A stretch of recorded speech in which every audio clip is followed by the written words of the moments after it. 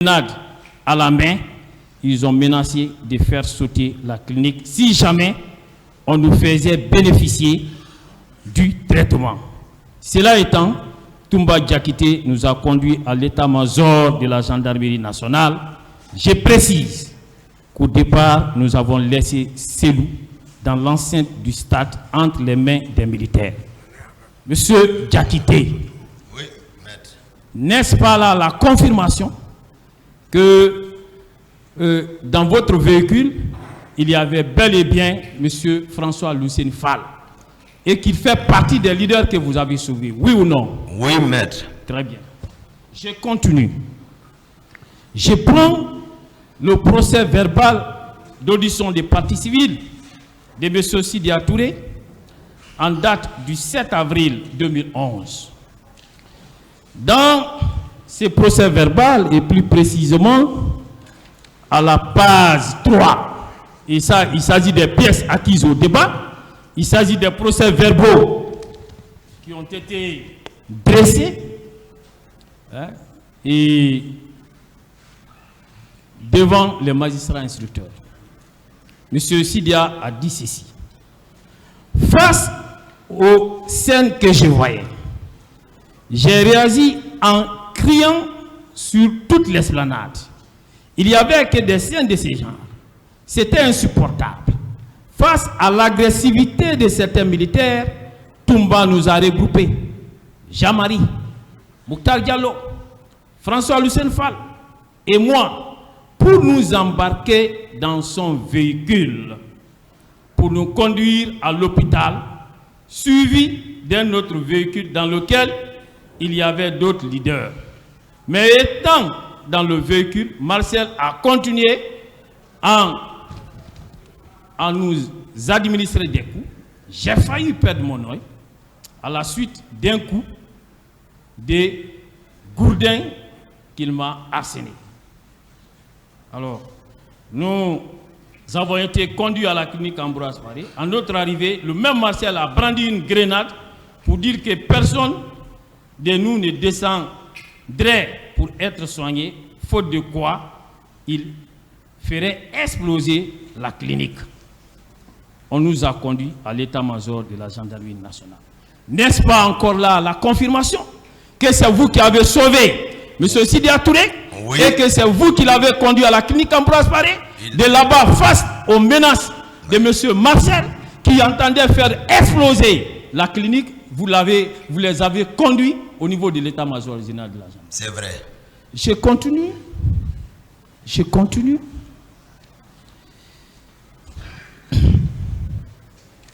Vous avez M. Mouktar Diallo qui a également parlé.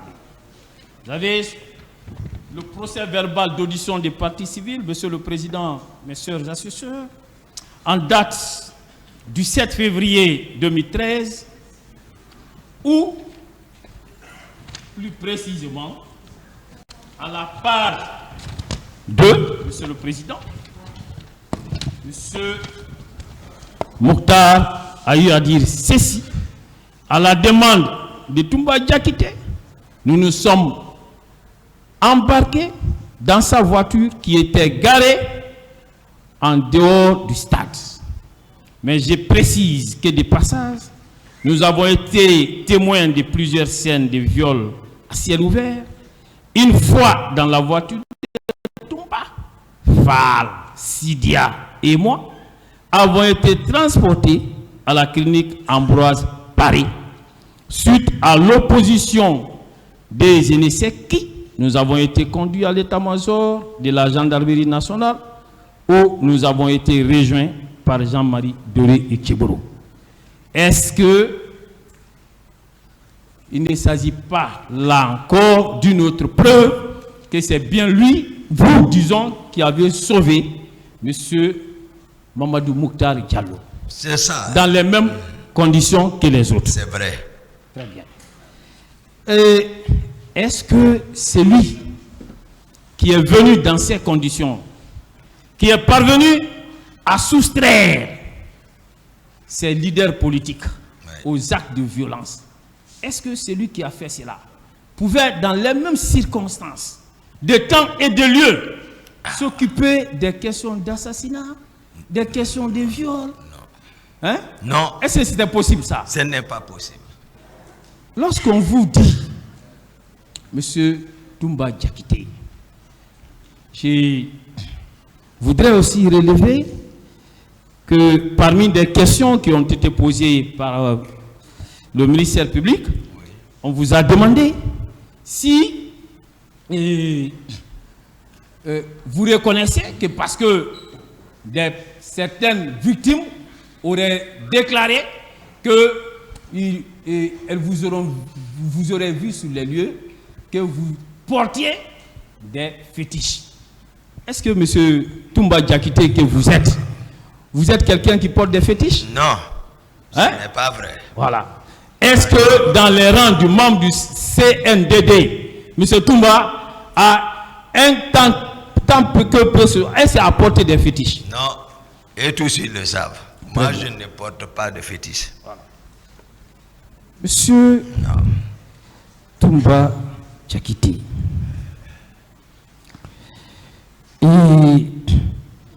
il se trouve que on a eu à vous poser des questions ici par rapport à votre déplacement au stade. Oui. Très bien.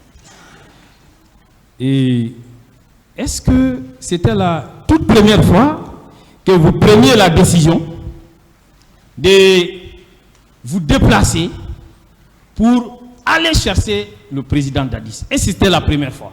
Non, c'était la énième fois. C'était la énième fois.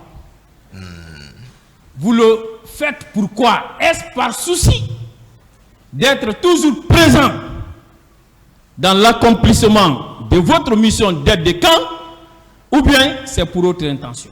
Non, je le fais toujours par souci d'être comme ma fonction d'aide de camp. Très bien. Ces jours-là, ça faisait la énième fois, comme vous l'avez dit. Oui. Ces jours, lorsque vous êtes sorti, vous êtes informé, vous avez appris que le président est parti. C'est ça, maître. Et lorsque vous avez appris cela, est-ce que votre premier réflexe, ce n'était pas de le rejoindre rapidement avant que quelque chose ne lui arrive? C'est ça. Et lorsque vous êtes sorti précipitamment, vous vous êtes fait accompagner par qui? Formo. Très bien. Monsieur Formo. Voilà. Et quand vous êtes arrivé au stade, Oui. je vais éviter de poser des questions par rapport à des éléments qui ont fait déjà l'objet d'autres questions. Des points. Ok. Lorsque vous êtes arrivé au stade,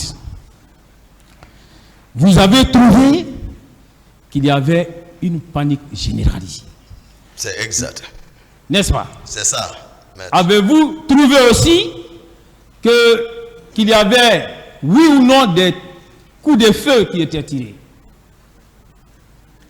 Il y avait des coups. Avant mon arrivée, non. Je n'ai pas entendu m'en demander. Si ça tirait, peut-être par rapport à ma position et c'est-à-dire l'engouement qui était le lieu, peut ne pas permettre aussi d'entendre un coup de feu. C'est très important. Oui. Voilà. Mais ceux qui sont venus me trouver là-bas, et ils ont tiré, j'ai entendu. Très bien. Les Marcel. Les Marcel, quand ils sont venus, Oui. ils se sont mis à tirer. Oui. Alors, votre premier réflexe en tant que médecin Oui. hein, a été quoi? Qu'est-ce qui fut votre Voilà, premier vu la manière les gens se sauvaient de l'intérieur vers l'extérieur, Oui. donc je me suis dit que ça n'allait pas à l'intérieur parce que c'est qu'il y avait quelque chose dedans. Même au moment où les Marcel n'étaient pas rentrés, les gens fuyaient à l'intérieur, ils se sauvaient avant qu'eux-mêmes ne rentrent. N'est-ce pas? C'est cela qui vous a déterminé à aller vers les leaders. Et c'est ça, je suis venu en courant, je n'ai même pas allé ni à gauche ni à droite, c'est vers les leaders. Alors, vous les avez sauvés, ils l'ont dit. Et on vous demande que, puisque vous n'avez pas trouvé le président Dadis, que vous devriez reboucher chemin et ne pas chercher à sauver les leaders.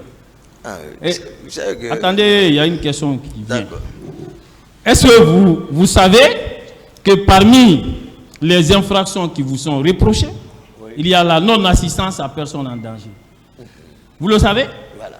Est-ce que vous savez ça, le président, le jour, permettez-moi? Oui, il a dit, il vous a parlé de ça. Il m'a parlé de ça. Très bien. Oui. Ça fait partie des infractions qui vous sont reprochées. Il y a également, au nombre de ces infractions, l'entrave aux mesures d'assistance. Est-ce que si ces jours-là, vous n'avez pas suivi, sauvé ces leaders, est-ce que aujourd'hui, alors, ces infractions ne seraient pas établies à votre égard? Tout à fait. Je sais que le ministère public va éliminer ça d'abord. Très bien. On va donc, pas à pas. Ça veut dire que ces jours-là, vous avez sauvé des personnes qui étaient en danger, oui ou non? Oui, c'est ça. Ça veut dire que ce jour-là, vous n'avez apporté aucune entrave aux mesures d'assistance. Tout à fait. Très bien. J'ai... Continue, Monsieur Diakité. Maître.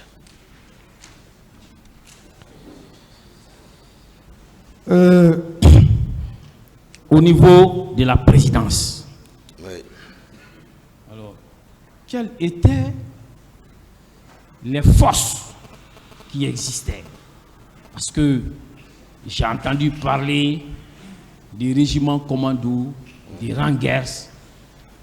Je ne sais pas très bien comment la présidence était organisée. Voilà. Quelles étaient les forces en présence?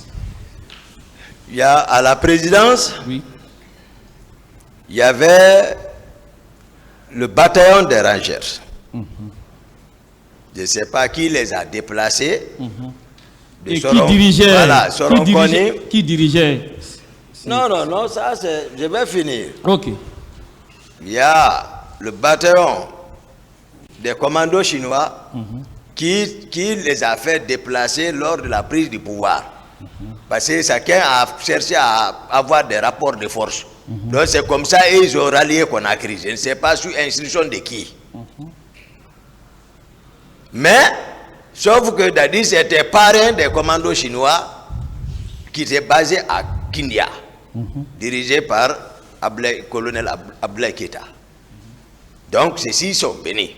Conakry. Selon Koni, je ne sais pas qui, de Toto ou de qui, les a fait bouger de Soronkoni pour débarquer à Conakry. Donc, il y a cette force à la présidence. Il y a aussi d'autres unités de Conakry qui ne sont pas à commando, mais qui ont travaillé, qui étaient regroupés par Marcel et moi et Dadis ici à Conakry, et aussi sont à la présidence. Maintenant, ceux-ci font garde officiellement là-bas. Mais, sauf que, comme je l'ai dit, Dadis commande tout maintenant le régiment. Commandant du régiment. Ceux-ci sont manipulés comment? C'est lorsqu'il y a sorti, on associe le régiment dedans. Il y a sorti avec le salon.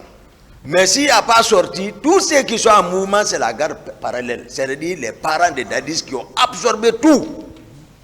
Chef d'opération Makambo et les autres, c'est eux qui maintenant qui contrôlent la présence. C'est ça la réalité.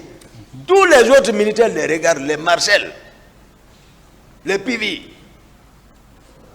les Gono, les Makambo, les Georges, les Théodore et d'autres petits sont là-bas qui sont plus téméraires qu'eux-mêmes.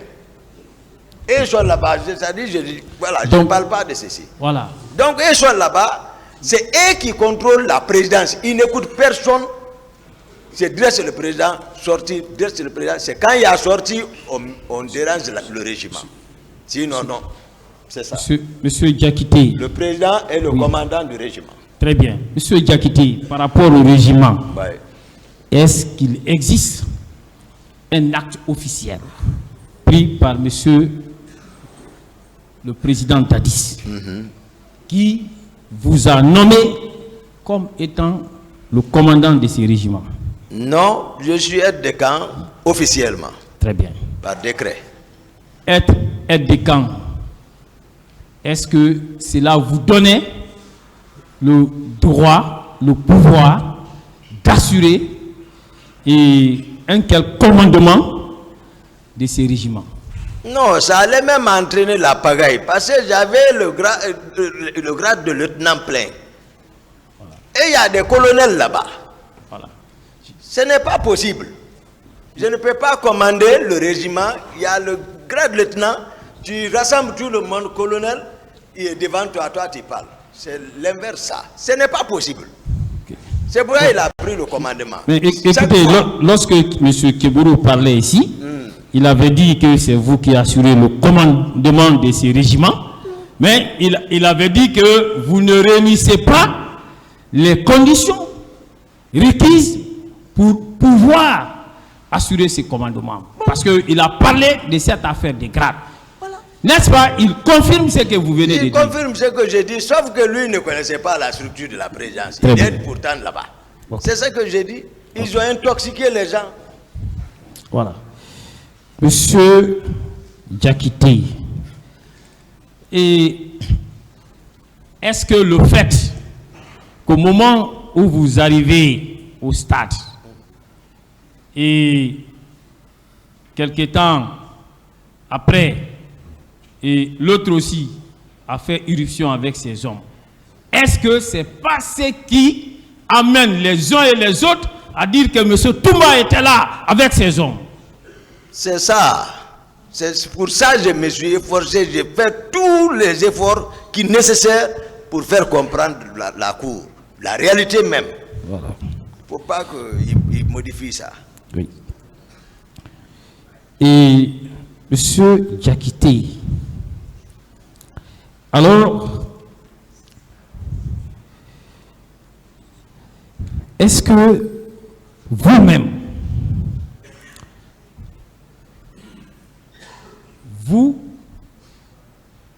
étiez celui-là qui avait un contrôle effectif, même sur les hommes qui étaient sous vos ordres, dans la mesure où j'ai le procès verbal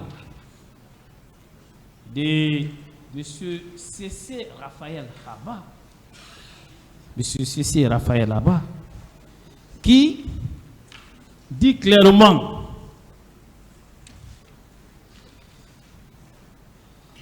au niveau de la présidence, quand on lui a demandé, voilà, et si il savait, hein, voilà, quelles étaient ses fonctions, Quand on lui a posé la question de savoir quelles étaient ses fonctions, il a eu à dire, à déclarer que lui, il vous surveillait et surveillait vos actions et il rendait compte au président Dadis. Est-ce que vous savez qu'il vous surveillait? Oui. Et il rendait compte. En tout cas, je savais qu'il allait remonter des informations claires au président parce que c'est son parent. Mais c'est ici, voilà, j'ai eu la confirmation qu'effectivement il le faisait. Mais voilà, j'ai dit c'est un homme sincère, oui. Il n'allait pas mentir, il allait toujours dire la vérité au président. Voilà. Et regardez ce qu'il a donné comme réponse à la question de savoir au niveau de la présidence, quelle était votre tâche à accomplir? Réponse: j'étais chargé de suivre les actions de Toumba et rendre compte. Voilà. Est-ce que vous n'étiez pas espionné par les personnes qui étaient censées être avec vous? Voilà, j'étais espionné, c'est ça. Si j'ai des gens, c'est eux qui me gardent, c'est ceux qui me gardent, c'est eux qui ouvrent ma porte. Le matin, c'est eux qui viennent ouvrir encore, me réveiller. C'est lui qui parle comme ça. Monsieur Diakité, toujours le même Raphaël. Oui. Et à la question de savoir, Oui. est-ce que il pouvait citer les noms des hommes de confiance du président Dadis qui étaient permanemment avec toi? Et regardez la réponse qu'il a donnée. Hein. D'accord. Il y avait en réponse, il y avait adjudant Omé Guilavogui ou Kalivogui. Je ne retiens pas. Ensuite, lieutenant Escobar, le lieutenant Jacques Auré. Vous voyez, sur cette lieutenant Jacques Auré. Ouais. Voilà. Et vous voyez, sur cette liste, il n'y a pas votre nom. Est-ce que cela ne veut pas dire que vous ne faisiez pas partie des hommes de confiance du président? C'est ça, s'il me fait espionner, ça veut dire, voici les secrets. Moi, je ne mens pas sur quelqu'un. Non, et je suis toujours sincère. Quand je suis avec quelqu'un, je suis comme ça. Je mets Dieu entre moi et l'intéressé, c'est tout. Voilà. Je ne mentirai pas sur lui. Ok. Et vous savez, quand vous faites des déclarations, vous insistez. Oui. Vous dites toujours, j'ai dit la vérité. Oui. Je vais lire un passage D'accord. des déclarations faites par M. Sissi Raphaël, D'accord. même s'il vous espionnait, Oui. mais il a confirmé certaines de vos déclarations ici. D'accord. Voilà. À la question de savoir, quelle est le 28 septembre 2009, quels sont ceux qui étaient avec lui? Réponse, je ne peux pas vous dire exactement les hommes qui suivaient Toumba le 28 septembre, car ces jours que je suis venu de l'abbé au petit matin et par la suite, j'ai bénéficié d'un repos de mon chef Toumba. Arrivé à la maison, j'ai trouvé que ma femme, qui était en état de famille avancée, souffrait de douleurs abdominales. Alors, vous avez dit ça ici, que vous l'avez libéré parce que sa femme était en état de famille. Vous l'avez dit, il le confirme. N'est-ce pas la preuve que vous dites la vérité? C'est la vérité. Tous les procès-verbaux là, je n'ai jamais lu ça.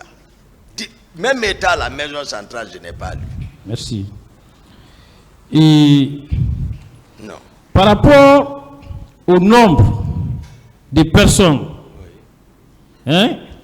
et qui étaient déployées, alors il y a une question qui a été posée à M. Marcel Guilavogui. Vous avez son procès verbal d'interrogatoire. D'accord. Voilà. Et à cette question, la question consistait en ceci: cette garde rapprochée était composée de combien d'hommes? Environ 120 hommes. Question: ces 120 hommes étaient commandés par qui? Réponse: par le président Dadis lui-même. N'est-ce pas encore une confirmation de vos déclarations? N'est-ce pas encore une confirmation? C'est ça, commandant? C'est ça. Je continue.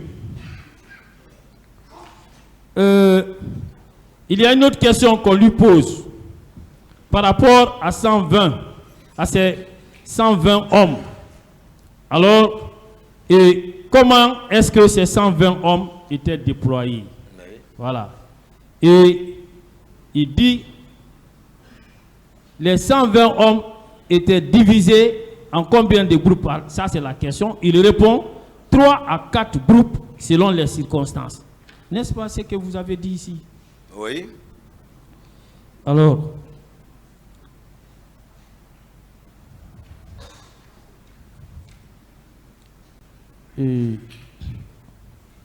mon commandant, et ici,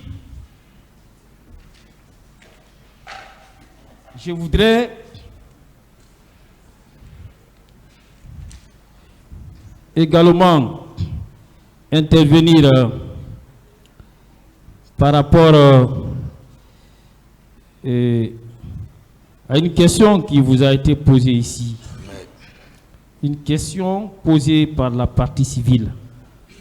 On vous a demandé, et par rapport aux faits qui ont été commis, et à savoir si ces faits-là seraient constitutifs de coup d'État. Est-ce que vous êtes là pour des faits de coup d'État?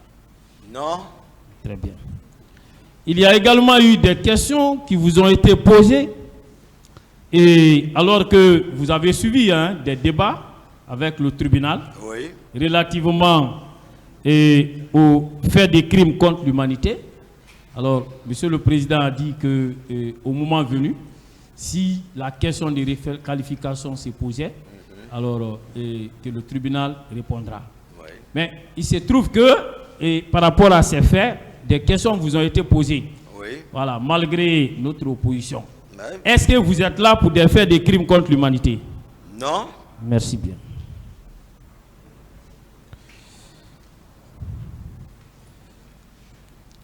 Et il y a toujours, au niveau de la partie civile, où on vous a demandé à vous entendre, on croirait que vous serez blanc comme la neige, même pas un délit que vous aurez commis. C'est ceux-là qui vous poursuivent, qui s'expriment en ces termes. N'est-ce pas la preuve que ces derniers sont en difficulté? N'est-ce pas la preuve? C'est la preuve qu'ils sont en difficulté. C'est ça? Très bien.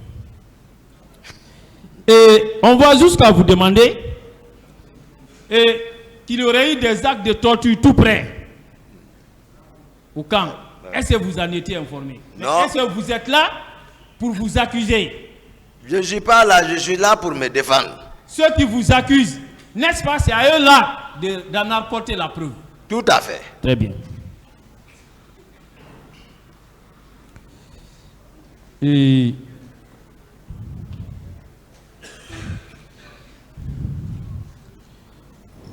Et puis, toujours, parmi les confrères des partis civils, alors, en dehors de quelques personnes dont les noms ont été cités, on vous dit toujours témoignages concordants. On ne nous donne pas la liste des témoins qui auraient fait des témoignages concordants. Est-ce que, en procédant comme ça, vos avocats peuvent savoir quels sont les témoins qui vous accusent? Non. N'est-ce pas là encore une preuve que de l'autre côté, ils sont en difficulté? Ils sont en difficulté, je sens. Très bien. Alors, et toujours, on vous pose des questions. On vous dit que vous aurez donné des instructions à des bureaux rouges. Oui. On vous a donné le nom d'un bureau rouge à qui vous aurez donné des instructions? Non. Non. On vous a donné les termes dans lesquels vous avez donné des instructions? Non, je ne dois même pas répondre ça. Mais est-ce qu'on vous a donné les termes pour dire par exemple que vous aurez dit faire ceci, faire cela en termes d'instruction? Non. Très bien. Et puis, on continue. On vous dit, alors,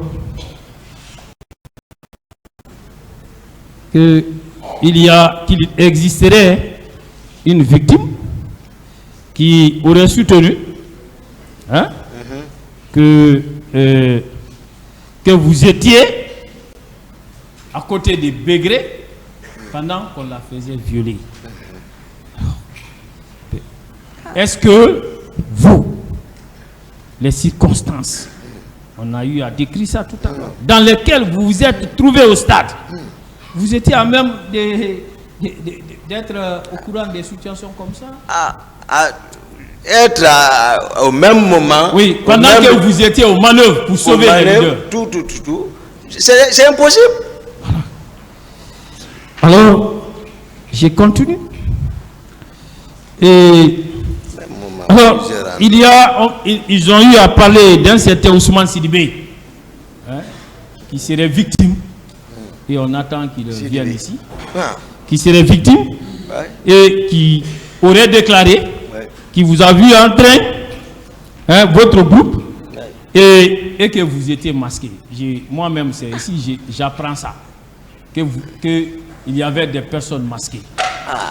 Alors, Voilà. est-ce que M. Diakité, en dehors des groupes de 3 à 4 personnes avec lesquels vous sortez, est-ce que une fois, vous-même ou un quelconque membre de ceux qui sortaient avec vous étaient masqués? Non, nous à notre époque, non, il n'y avait pas ça. Monsieur Diakité, on nous dit encore qu'il y a une victime du nom de Madame Diallo Dialimatou qui aurait été victime. Et alors, et que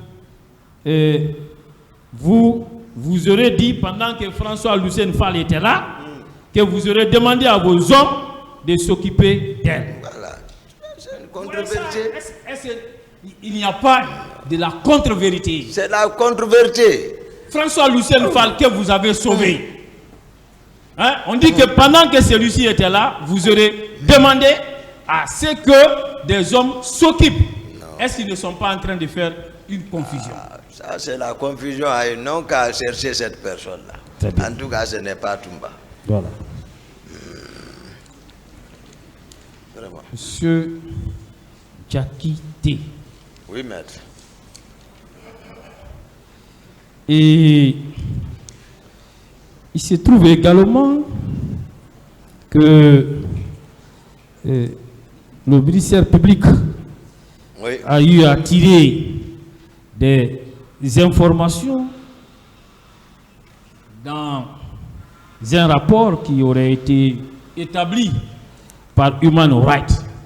Est-ce que Human Rights est une institution habilitée en République de Guinée de procéder à des investigations? Non, à mon avis, les institutions guinéennes devant lesquelles nous sommes présents, je pense, sont les mieux habilités. Voilà. Et les juges qui ont travaillé également sont les mieux placés pour le faire par rapport à cette institution spécialisée, voilà, qui est décriée partout. On le sait, donc je pense que ce n'est pas fiable. Donc, et dès lors que les institutions judiciaires de notre pays ont eu à mener des enquêtes, des magistrats instructeurs ont eu à entendre des victimes que vous avez eu à sauver en la personne de ces leaders, est-ce qu'on devrait laisser ces procès-verbaux de côté pour s'attarder sur un rapport établi de façon partielle? Ah, ça c'est anormal. Monsieur Diakité, et c'est sérieux. Oui. C'est sérieux parce que, vous voyez, c'est vrai. Il se trouve que vous avez sauvé. Oui. Mais, puisque vous étiez absent du pays, alors, vous ne remarquez pas que tout a été braqué contre vous? Toutes les victimes ont eu à réciter. C'est Toumba et ses hommes. C'est Toumba et ses hommes. Voilà. Vous ne voyez pas ça? Ah, c'est ça. C'est ce que je suis. Tout au long de mon intervention, je suis en train de m'efforcer pour faire comprendre la Cour, les victimes, la réalité même. Mais toujours, c'est comme si eux-mêmes, ils sont d'accord, ils ont contribué pour, vous voyez, ça, là. Vous voyez que cette récitation des termes, des accusations contre vous, Toumba et ses hommes, on les a vus, a fini par devenir un virus qui a contaminé tous ceux qui vous accusent dans cette affaire. Vous ne le remarquez pas? C'est ça, c'est ça. Je l'ai dit. Oui. Vous voyez des témoins non, qui sont fabriqués pour les besoins de la cause. Oui. Vous ne le voyez pas? Ah, en tout cas, il y en a qui, interviennent, on dirait qu'ils sont de la défense. Et regardez, quand vous voyez, écoutez-moi, suivez-moi, dans le dossier de la procédure. Oui, maître. Au départ, on disait 150 et quelques victimes. Oui. Mais aujourd'hui, on est à plus de 1000 victimes. Hein? Bien sûr, on vous l'apprend. Et toutes ces victimes-là n'ont appris que la même récitation. La même récitation. Des questions, maître. Alors, non, je suis en train de poser des questions. Monsieur Diakité, alors, il est temps pour vous de pouvoir lever l'équivoque et de dire que ce n'est pas vous. Et vous avez eu à sauver les leaders. Votre honneur. Voilà. Monsieur le Président. C'est pas une question. Non, il m'a dit de... Oui. Ah ouais. Voilà. C'est pas une question, monsieur Diakité. Attendez qu'il pose la question. Monsieur Diakité, Ouais. il y a une question qui vous a été posée ici, mais quand monsieur Marcel passait, il a eu à soutenir que c'est vous qui lui aurez doté en armes. Je ne sais pas si vous l'avez suivi. Oui, oui. Voilà. Il a eu à parler que c'est vous qui lui aurez remis un PMAK et un Colt 45. Alors, moi j'ai sous la main son procès verbal d'interrogatoire. Oui, maître. Relativement à la même question. Oui. Et on lui demande, Oui. avez-vous un pistolet automatique? Oui, je détiens un Colt 45. Question encore, est-ce que c'est l'armée qui vous a doté de ce Colt 45? Réponse, il dit c'est le président de la République et le ministre de la Défense qui m'ont doté de ce Colt 45. N'est-ce pas? L'équivoque est levé. L'équivoque est levé. Très bien. Marcel ne dira pas la vérité. Il a dit, si vous-même vous envoyez un sar, il ne parlera pas. Très bien. Il a dit.